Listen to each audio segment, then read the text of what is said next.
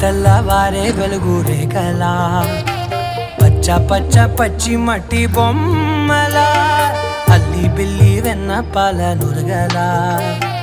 అచ్చ తెలుగు ఇంటి పూల కొమ్మలా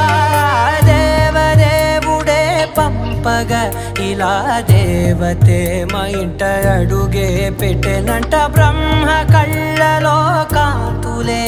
మా అమ్మలా మా కోసం మళ్ళీ లాలి పాడేనంట.